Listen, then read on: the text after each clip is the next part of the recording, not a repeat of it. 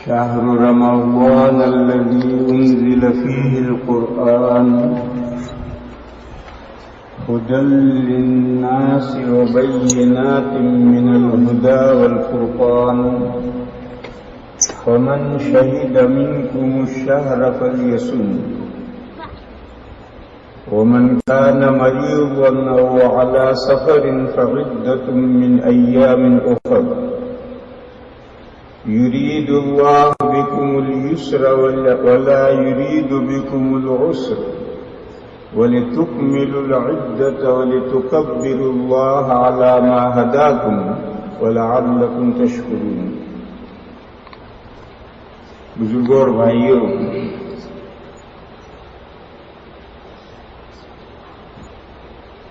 ایک روایت ہے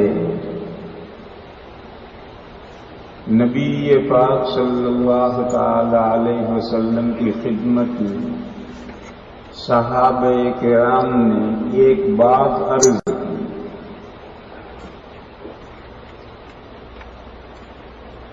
پچھلی امتیں لمبی لمبی لائف رکھتی تھی. کہتے ہیں کہ حضرت آدم علیہ السلام کی عمر 1000 سال تھی. حضرت نوح علیہ السلام کی 950 سال تو انہوں نے دعوت و تبلیغ کا کام کیا. اس سے پہلے بھی نبوت سے پہلے کا زمانہ ہے. کہتے ہیں کہ کشتی سے نیچے زمین پر اترنے کے بعد 150 سال تک حضرت نوح علیہ السلام پھر حیات رہے. تو جیسے نبیوں کی عمریں ہیں عام لوگوں کی اسی تناسب سے کم و بیش عمریں ہوتی تھی. تو صحابہ نے یہ عرض کیا کہ یا رسول اللہ، پچھلی امتوں نے ایک لمبے زمانے تک اللہ کی عبادت کی. کسی نے 1000 سال، کسی نے 800 سال، کسی نے 12 سال، کسی نے 900 سال، کسی نے 700 سال. اور حضور کی امت کا ایوریج 70 اور 60 کے بیچ میں. تو ہم ان امتوں سے بہت پیچھے رہ جائیں گے. وہ تو ہم سے بہت آگے نکلتی، پر ہمیں تو عمل کرنے کا زمانہ تھوڑا سا ہی ملا. تو ہم ان امتوں کے برابر آخر میں کیسے ہو سکتے؟ ہم تو بہت پیچھے رہ جائیں گے. اس بات کے جواب میں اللہ پاک جل شانہ و عم نوالہ نے سال میں مختلف سیزن نازل کیے اس امت کے لیے. پہلی امتوں کے لیے یہ سیزن نہیں تھے. سیزن یعنی عبادتوں کے سیزن، تجارت کے، بزنس کے سیزن نہیں. جیسے کاروبار کے بھی سیزن ہوتے ہیں، یہ عبادت کے سیزن نازل کیے. آپ جانتے ہیں کہ روزمرہ کے کاروبار میں اور سیزن میں جو کاروبار ہوتا ہے اس میں فرق پڑ جاتا ہے. اسی طریقے سے روزمرہ کی عبادتوں میں اور خاص سیزن میں جو عبادتیں کی جائیں گی ان میں فرق پڑ جائے گا. مختلف سیزن سال بھر میں اللہ تعالیٰ نے نازل کی. ہم لوگ اپنی موٹی زبان میں کہا کرتے ہیں بڑے دن بڑی راتیں. یہ عوامی زبان ہے. دن تو سب برابر ہی ہوتے ہیں 12 گھنٹے کے، راتیں بھی سب برابر ہوتی ہیں 12 گھنٹے کے. لیکن ہماری اصطلاح میں کہتے ہیں کہ بھئی یہ بڑے دن اور بڑی راتیں. یہ جو بڑے دن اور بڑی راتیں جن کو کہتے ہیں یہ عبادتوں کے سیزن ہیں. ان سیزنوں میں سے ایک سیزن وہ ماہ مبارک آ رہا ہے 2-3 دن کے بعد، جس کو رمضان شریف ہم کہتے ہیں. یہ عبادت کا ایک سیزن آ رہا ہے. اور صرف سیزن ہی نہیں، یہ سیزن در سیزن، یعنی ایک سیزن کے اندر دوسرا سیزن بھی، اور وہ اس سے بھی زیادہ اہمیت رکھنے والا ہے. وہ سیزن ہے شب قدر. ایک ویلیویبل رات آ رہی ہے شب قدر، قدر کے معنی ویلیویبل، ایک ویلیویبل رات آ رہی ہے جو رمضان میں ہے، رمضان سے باہر نہیں، پہلی تاریخ سے لے کر 29 یا 30 تاریخ تک، 29 اور 30 راتوں میں سے ایک رات ڈیفینیٹلی شب قدر ہے، ویلیویبل رات، مگر وہ متعین نہیں کی۔ جو شخص رمضان کی ساری راتوں کو عبادت میں مشغول رکھے گا، یہاں ہمارے اندر ایک غلط فہمی ہے، وہ غلط فہمی یہ ہے کہ بعض راتیں جاگنی راتیں ہیں، پوری رات جاگو، یہ غلط ہے، پوری رات نہیں جاگنا، صرف پوری رات جاگو گے تو اگلی دن کیا کاروبار کرو گے، دنیا کے دھندے کیسے کرو گے؟ لہذا ہر رات میں جتنی اللہ توفیق دے اتنی عبادتیں کرو، پوری رات جاگنا مطلوب نہیں ہے۔ بس اگر کوئی بندہ رمضان کی یہ 29 یا 30 راتوں کو ضائع نہ کرے، ہر رات میں کچھ نہ کچھ عبادت کرے، تو وہ یقیناً شب قدر کو پالے گا۔ اور رمضان تو برکت والا مہینہ تھا ہی، اس مہینے کے اندر ایک رات اللہ نے اور دوسری سیزن دے دیا، تو سیزن در سیزن ہے، ڈبل سیزن ہے۔ اب جو مہینہ شروع ہونے جا رہا ہے یہ ڈبل سیزن ہے، اور ڈبل نہیں ہے، ٹریپل سیزن ہے۔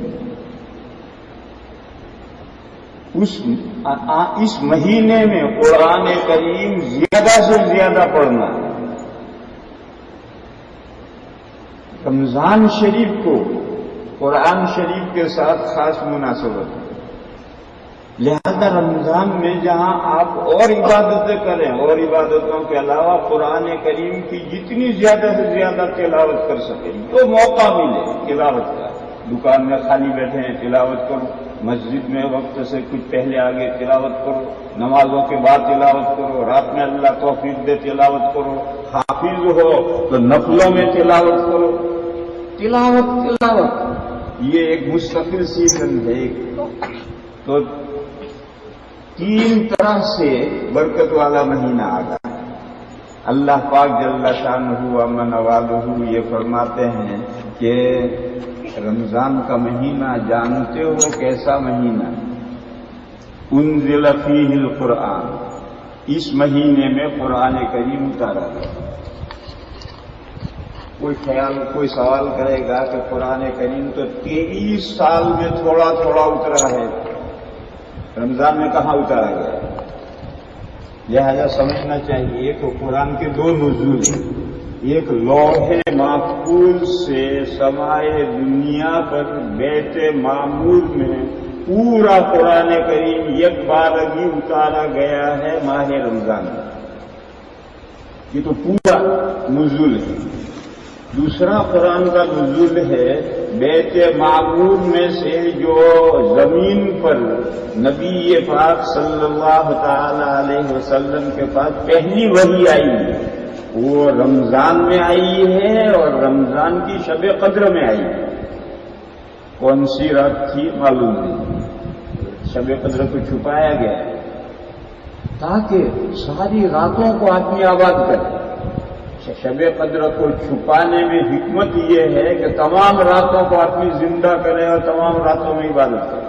تو پہلی وحی جو حضرت جبرائیل علیہ السلام نبی پاک صلی اللہ تعالی علیہ وسلم کے پاس لائے ہیں، وہ شب قدر میں لائے ہیں۔ مغرب ہو گئی، سورج غروب ہو گئی اور رات شروع ہوئی، اور حضور غار حرا میں سے گھر آنے کے لیے غار میں سے نکل کر غار کے سامنے ایک چوک ہے، وہاں پہنچے تو حضرت جبرائیل نمودار ہوئے اور پہلی وحی پہنچی۔ تو زمین پر قرآن کا نزول شروع ہو شب قدر، اور سارا قرآن لوح محفوظ سے بیت معمور میں رمضان میں کی شب قدر میں اتارا گیا۔ تو اللہ تعالیٰ فرماتے ہیں کہ رمضان کا مہینہ وہ مہینہ ہے جس میں قرآن کریم اتارا گیا۔ ایک بات، اگلی بات پوشیدہ چھوڑ دی گئی ہے، سمجھ لو۔ اللہ کی تمام کتابوں میں قرآن کریم اللہ کا کلام ہے. اللہ کی بے شمار صفتیں ہیں. کسی صفت کا پے کرے محسوس نظر آنے والی صورت، پے کرے محسوس نظر آنے والی صورت نہیں. لیکن اللہ کی جو صفت کلام ہے وہ کلام اللہ کا یہ موجود ہے. یہ جو قرآن پاک رکھا ہوا یہ اللہ کا کلام ہے، اللہ کی صفت ہے جو پے کرے محسوس بن کر آئی ہے. اور جو درجہ اور مقام اللہ کا ہے وہی درجہ اور مقام اللہ کے کلام ہے. اللہ کی صفات کا بھی وہی درجہ ہے. لہذا قرآن کریم کا درجہ اللہ کی صفت ہونے کی وجہ سے سب سے زیادہ اہم اہمیت رکھنا. اس کائنات میں قرآن سے زیادہ کوئی اہم چیز نہیں. رمضان کے مہینے میں قرآن اتارا گیا اور قرآن سب سے زیادہ اس کائنات میں قابل احترام چیز ہے. بس اس رمضان میں قرآن کریم کی زیادہ سے زیادہ تلاوت ہونی. رمضان میں جو تراویح رکھی گئی ہے اور تراویح میں جو قرآن کریم کا سننا مسنون کیا گیا ہے وہ اسی وجہ سے کیا گیا. تو فرمایا شہر رمضان الذی انزل فیہ القرآن ھدی للناس وبینات من الھدی والفرقان. ھدی للناس وبینات من الھدی والفرقان. قرآن کریم میں دو باتیں. ایک لوگوں کے لیے گائیڈ بک ہے، رہنما کتاب ہے اللہ تک کیسے پہنچنا. اور جو اللہ تک پہنچے گا وہ جنت تک پہنچے گا. تو اللہ تک پہنچنے کا اور جنت تک پہنچنے کا راستہ کیا ہے؟ جس راستے پر چل کر آدمی انسان اللہ تک پہنچ جائے، جنت تک پہنچ جائے، وہ راستہ قرآن دکھاتا ہے. ھدی للناس، تمام لوگوں کو اللہ تک پہنچنے کا راستہ دکھانے والی کتاب ہے. اللہ تک پہنچنے، جنت تک پہنچنے والا راستہ دکھلانے والی کتاب ہے. جو بندے قرآن کے بتائے ہوئے راستے پر چلیں گے وہی اللہ تک پہنچیں گے، اور جو دوسرے راستے پر چلیں گے وہ اللہ تک نہیں پہنچیں گے اور جہنم کے گڈھے میں پہنچیں گے. دوسری خوبی قرآن کریم کی کیا ہے کہ قرآن کریم فرقان ہے. فرقان کے معنی یہ دنیا حق اور باطل کا آمیزہ ہے، مکسچر. آمیزہ معنی مکسچر. اس دنیا میں حق اور باطل رلے ملے ہیں. کسی معاملے میں کلیئر نہیں کیا گیا ہے. اگر کسی معاملے کو کلیئر کر دیا جائے تو امتحان کیا ہو گیا، ایگزام کیا ہوگا انسان. اس لیے اس دنیا میں حق اور باطل کا آمیزہ ہے، مکسچر ہے. اگر حق اور باطل کے درمیان میں آپ لکیر کھینچنا چاہتے ہیں تو قرآن کریم کسوٹی ہے. اس کسوٹی کو سونے کو ڈالو، وہ کسوٹی بتا دے گی کہ کھرا سونا کون سا ہے اور کھوٹا سونا کون سا ہے. قرآن کریم کی کسوٹی پر معاملات کو کسو گے تو قرآن کریم صاف بتا دے گا کہ اس دنیا میں یہ حق ہے اور یہ باطل ہے. قرآن کریم کے علاوہ کوئی اور طریقہ نہیں ہے کہ ہم دنیا میں جو اختلافات پائے جاتے ہیں ان اختلافات میں حق اور باطل کا فیصلہ کر سکیں. ایسی کوئی دوسری کسوٹی نہیں. اس لیے قرآن کریم کا نام ہے الفرقان. دیکھو نام جو ہوتے ہیں ان میں مفاہیم ہوتے ہیں، معانی ہوتے ہیں، حقیقتیں ہوتی ہیں. قرآن کریم کو قرآن کیوں کہتے ہیں؟ لفظ قرآن کے معنی پڑھنا، یعنی یہ کتاب اسی لیے اتاری گئی جسے پڑھا جائے. زیادہ سے زیادہ اس کو پڑھو. اس اعتبار سے اس کا نام قرآن ہے. اور اس قرآن کا نام فرقان کیوں ہے؟ فرقان کے معنی ہے دودھ اور پانی کو الگ کرنے والی کتاب، جدا جدا کرنے والی کتاب، حق اور باطل میں امتیاز کرنے والی کتاب، صحیح اور غلط کے درمیان میں لکیر کھینچنے والی کتاب. اس کے علاوہ کوئی کسوٹی نہیں ہے کہ جس کے ذریعے سے ہم دنیا میں فیصلہ کر سکیں. ہر آدمی اپنے راستے کو حق سمجھتا ہے اور اپنے راستے کو صحیح کہتا ہے. اب یہ تو ہو نہیں سکتا کہ سب صحیح ہو. جو ایک اللہ کی عبادت کرتا ہے وہ بھی کہتا میں ہی صحیح ہوں. جو دو کی عبادت کرتا ہے وہ کہتا میں صحیح ہوں. جو تین کی عبادت کرتا ہے وہ کہتا میں صحیح ہوں. جو ہزاروں کی عبادت کرتا ہے وہ کہتا میں صحیح ہوں. سارے صحیح ہو جائے گا. لہذا فیصلہ کون کرے؟ فیصلہ تو کرنے کا کوئی راستہ نہیں ہے. صرف یہ قرآن ہے جو فیصلہ کرے گا کہ یہ مختلف معبود کی پرستش کرنے والے جو لوگ ہیں ان کے اوپینین میں سے کس کی رائے صحیح ہے اور کس کی رائے رانگ ہے.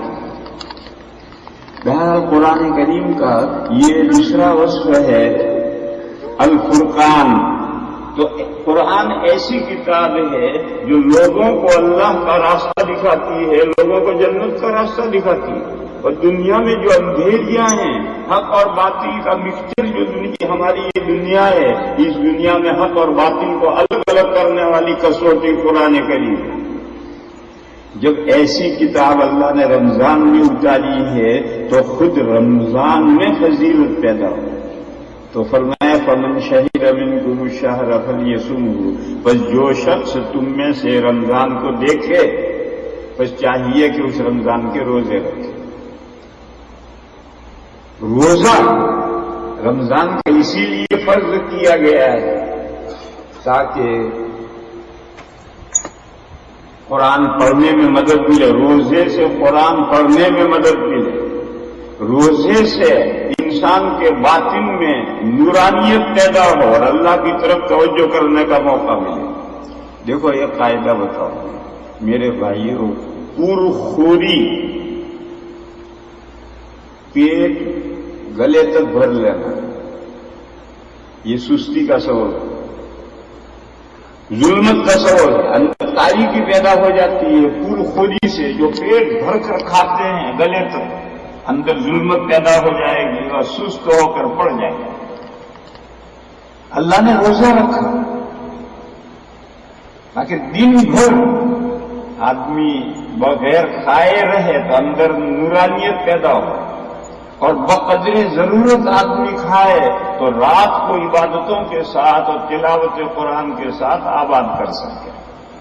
تو روزہ مددگار ہے عبادتوں میں, نمازوں میں اور قرآن خوانی کرنے میں. روزہ مدد دیتا ہے.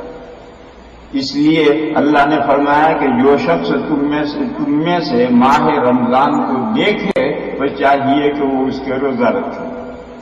بہرحال یہ قیمتی مہینہ ایک دو دن کے بعد شروع ہو رہا. کتنے ہی بندے تھے جو پچھلے رمضان میں موجود تھے, آج نہیں.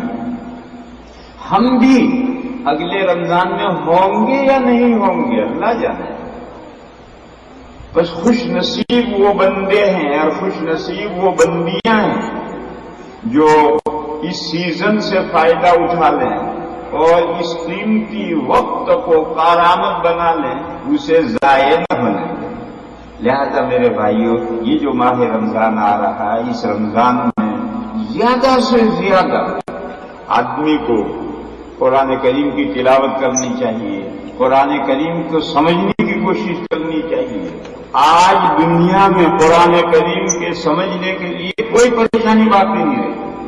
دنیا کی ہر زبان میں قرآن کریم کے ترجمے موجود ہیں. تلاوت کرو ایک پارے کی, لیکن ایک رکوع تو سمجھو.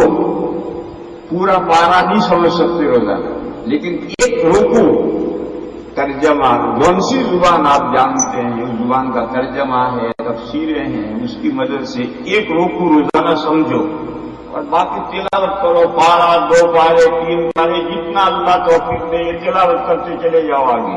اور پیچھے سے ایک ایک رکوع روزانہ سمجھنے کی کوشش کرو. اور اللہ تعالیٰ کیا ارشاد فرماتے ہیں اپنے کلام پاک میں اسے سوچو, اور ہماری زندگیوں میں اس سے کیا روشنی ملتی ہے وہ روشنی حاصل کرنے کی کوشش کرو. دوسری چیز ماہ رمضان کے روزے ہیں الحمدللہ مسلمانوں کی اکثریت میجورٹی روزے تو رکھتی. تیسری چیز رات کو ضائع نہیں کرنا ہے, رات کی عبادت ہے. مغرب بعد جو اللہ توفیق دے عبادتیں کرو، عشاء کے بعد تراویح کے نام سے عبادتیں کی جاتی ہیں، اس میں تو شرکت کرنی ہی ہے۔ بہت سے بھائی ہمارے، بہت سے بندے اور خاص طور پر ہماری بہنیں سستی کرتی ہیں اور وہ تراویح میں شامل نہیں ہوتے، وہ کہتے ہیں نفل ہے۔ یہ بے شک نفل ہے، لیکن نفل بھی تو عبادت ہے۔ مونگ پھلی ہے، اس کا ایک چھلکا ہے، گری ہے، اب وہ کہتے ہیں کہ میں تو مونگ پھلی کا چھلکا نہیں ہے، یہ عبادت ہے۔ بس فرق اتنا ہے کہ عشاء کے 4 فرض جو ہیں وہ تو کمپلسری ہے، اور یہ 2 تراویح کی جو 20 رکعتیں یا اور نفلیں بندہ پڑتا ہے، یہ اختیاری ہے، لیکن ہیں تو انسان کے اپنے کام کی عبادت ہے۔ اللہ نے فرض اتنی عبادتیں کی ہیں جس کو بندے نبھا سکتے ہیں بہت آسانی سے، لیکن بندے ہمارے ہمت کسیں تو کچھ کمپلسری سے آگے بھی کچھ عبادتیں کر سکتے ہیں۔ وہ عبادتیں تراویح، تو رمضان شریف میں تلاوتوں کا زیادہ سے زیادہ اہتمام ہونا چاہیے۔ روزے تو الحمدللہ ہم رکھتے ہی ہیں، اور تیسری چیز قرآن عبادتیں ہیں، نماز میں نفلوں میں قرآن پڑھنا ہے، اور چوتھی چیز آخری چیز ہے یہ غم خاری کا مہینہ ہے، شہر المواسات، حدیث میں غم خاری کا مہینہ ہے۔ غم خاری یعنی جو غریب لوگ ہیں ان کا غم کھاؤ، اور غریب لوگوں کا غم کھانے کے لیے عام طور پر مسلمان زکوٰۃ رمضان میں نکالتے ہیں، اور صدقۃ الفطر تو رمضان کے ختم پر ہے۔ اس کے علاوہ اللہ نے آپ کو حیثیت دی ہے، توفیق دی ہے، تو غریبوں کو سوچو اور غریبوں کو سوچ کر کے ان کی غم خاری کرو۔ یہ 3-4 کام، قرآن کریم کی تلاوت اور ایک رکوع روز سمجھنے کی کوشش کرنا۔ اگر پڑھے لکھے نہیں ہو تو مسجد کے امام صاحب کو کہو کہ ایک رکوع کی تفسیر ہمیں سنو اور اس کو سمجھو، تلاوتیں کرو، روزے رکھو، عبادتیں کرو، اور غریبوں کی غم خاری کرو۔ یہ 4-5 کام اس مہینے کے خاص کام ہیں۔ اللہ تعالی ہمیں توفیق عطا فرمائے کہ ہم اس مہینے کو وصول کریں، ضائع نہ کریں۔ وآخر دعوانا الحمدللہ۔